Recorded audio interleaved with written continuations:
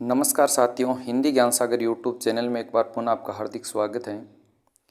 जैसा कि आपको पता है, फर्स्ट ग्रेड के रिजल्ट हैं वो आ रहे हैं। अभी फर्स्ट ग्रेड 2022 के रिजल्ट आने शुरू हो गए। काफ़ी सब्जेक्टों के रिजल्ट आ भी गए हैं और काफ़ी के आने भी बाकी हैं। लेकिन जितने रिजल्ट आए हैं उनके आधार पर हम आज 3 बातों को देखेंगे और आपके खुद की बात समझ में आ जाएगी कि ये जो आज सोशल मीडिया की दिखावे वाली जो दुनिया है, उस दिखावे वाली दुनिया के कारण से हम कितने प्रताड़ित हो रहे हैं, होता क्या है, दिखाया क्या जाता है और अंत में निकलता क्या है। इन्हीं सब बातों को देखेंगे। फर्स्ट ग्रेड के रिजल्ट आपने देख लिए होंगे। कल पॉलिटिकल साइंस का रिजल्ट आया। पॉलिटिकल साइंस के रिजल्ट के अंदर 1199 पोस्ट थी, 1199, और कुल लगभग हैं वो पास है। इसके अंदर जो 2 गुना के जो कैंडिडेट पास हैं वो 1400 के लगभग पास हुए हैं।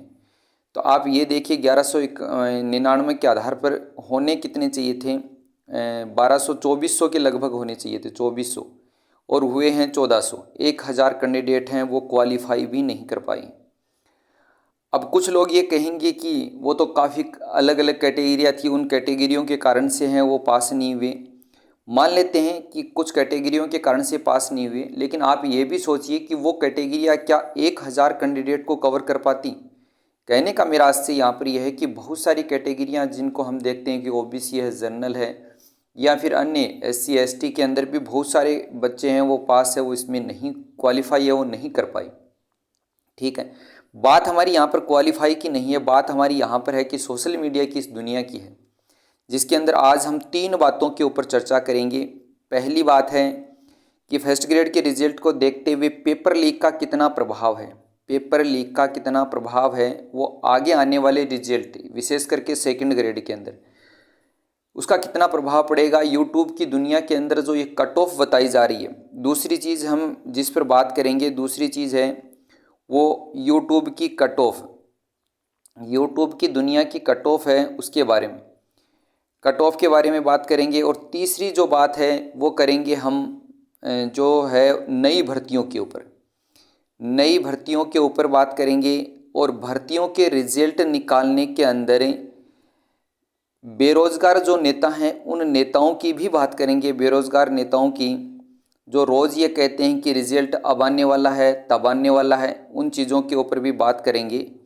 तीनों चीज़ों पर बात करूंगा मैं, ध्यान से सुनिए आप। उसके अंदर आपको स्पष्ट पता चल जाएगा कि हमें कितना कहते हैं ना कि भ्रमित किया जा रहा है।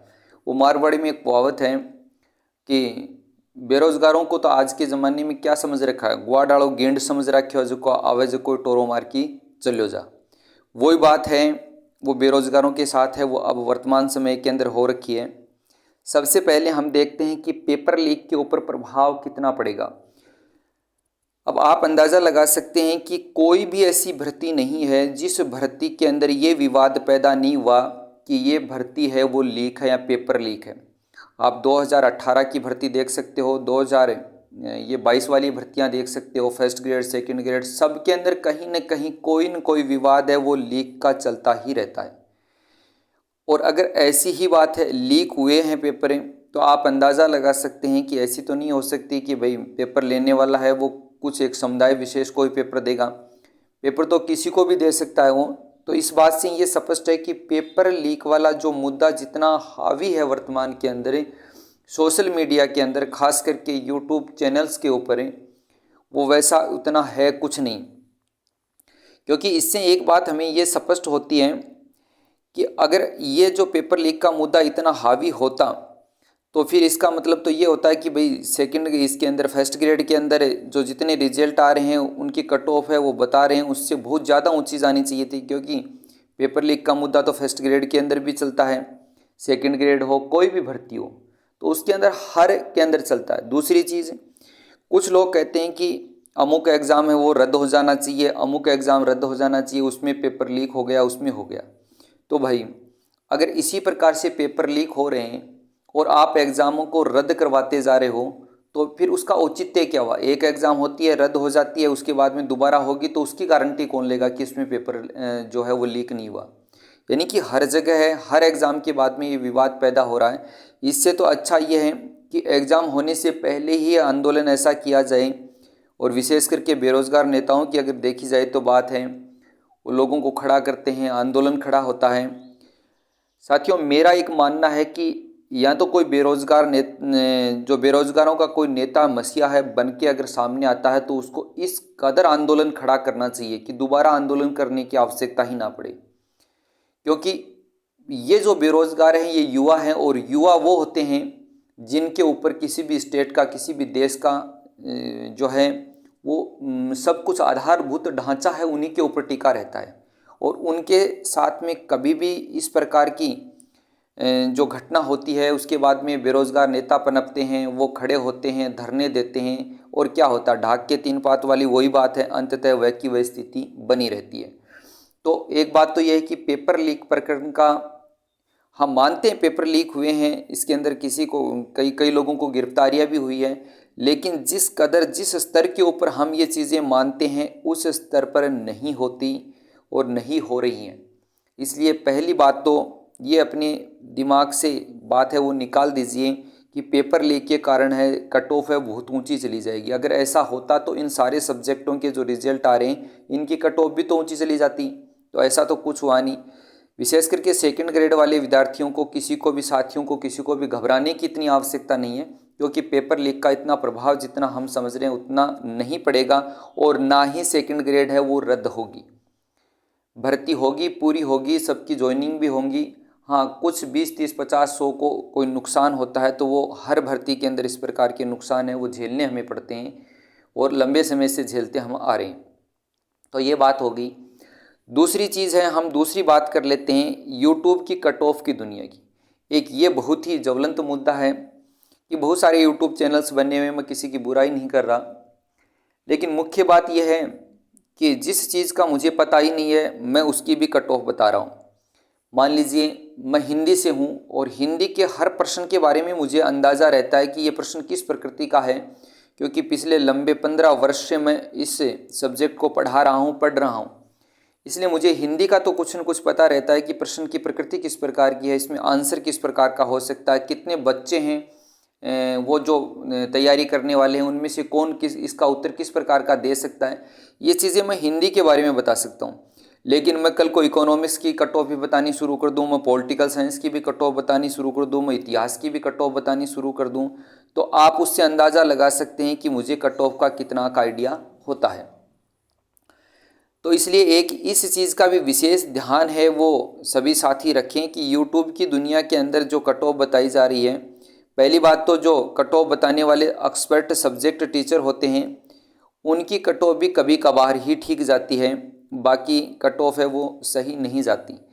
तो ये सोशल मीडिया के ऊपर जो कट ऑफ का ये जो खेल चल रहा है ये भ्रमित करने वाला है, कुछ नहीं है, अपने व्यू बढ़ाने वाला है। इस कारण से इनके ऊपर कतई विश्वास नहीं करें, और इसके कारण से अपने आप को दुखी है वो ना करें।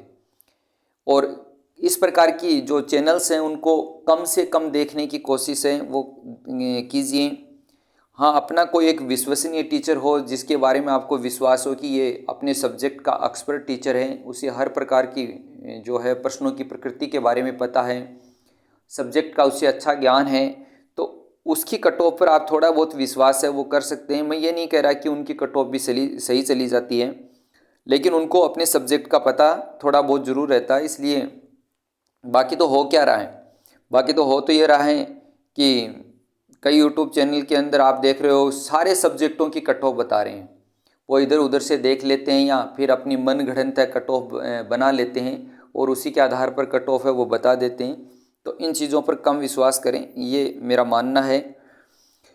तीसरी चीज़ है, नई भर्तियों की बात करें, विशेष करके जो नेताओं के ट्वीट हम बार बार देखते हैं, बेरोज़गार नेताओं के नहीं, बेरोज़गार नेताओं के ट्वीट है कि हम भर्ती निकलवा देंगे, हम भर्तियों का वर्गीकरण करवा देंगे, हम जल्द ही आपके लिए खुशखबरी लाएंगे। अरे भाई, तुम खुशखबरी लाओगे तो वहाँ पर सचिवालय के अंदर बैठे हुए जो अधिकारी हैं, आईएएस रैंक के अधिकारी वहाँ पर बैठे हैं, आरएस रैंक के अधिकारी वहाँ पर बैठे हैं। इन नेताओं को भी बहुत सारा जो सरकारें चला रहे हैं नेता, उनको भी तो कुछ न कुछ पता ही है। अब आपके कहने से अगर वो सब कुछ होने लगा तो आप तो पता नहीं कब की भर्तियाँ निकाल देते, लेकिन वो ऐसा कुछ होता नहीं है। भर्तियों की ही क्यों बात करें, हम उनके रिजल्ट्स की देख लीजिए। बेरोज़गार नेता कहते हैं कि रिजल्ट एग्ज़ाम होता है उसके 1-1.5 महीने बाद में वो रिज़ल्ट निकालना शुरू कर देते हैं कि अगले हफ्ते में जल्दी ही रिज़ल्ट आ जाएगा, उससे अगले महीने में आ जाएगा। यानी कि वो करते करते उसमें 9-9, 10-10 महीने, 11-11, 12-12 महीने वो लगा देते हैं, लेकिन रिज़ल्ट है वो नहीं आती। रिज़ल्ट अपने आने होते हैं उसी समय पर आते हैं। सरकार जिस प्रकार से चाहती है उसी के अनुसार से रिज़ल्ट निकालती है। हम ये दबाव बनाने वाली ये जो दुनिया बनी हुई है उससे थोड़ा भ्रमित ना हो। और उन्हीं के आप देखते हो कि एक चीज़ और भी देखते हो कि नई भर्तियों का वर्गीकरण का जल्दी हम करवा देंगे और जल्द ही विज्ञप्तियाँ वो जारी करवा देंगे। तो ये ऐसा कुछ नहीं है। भर्तियाँ आती हैं, आती रहेंगी और पीछे भी आई हैं। इसलिए मेरा तो सबसे अहम जो आपको संदेश है वो यही है कि भर्तियाँ आएंगी, इन लोगों के चक्कर में कभी ना पड़ें और जल्द ही भर्तियाँ आती रहती हैं। जैसे एग्ज़ाम होते हैं दूसरी भर्ती की प्रक्रिया शुरू हो जाती है, लेकिन जैसे भर्ती आएगी फिर हाय हल्ला, हाय तौबा वही मचेगी कि समय कम है।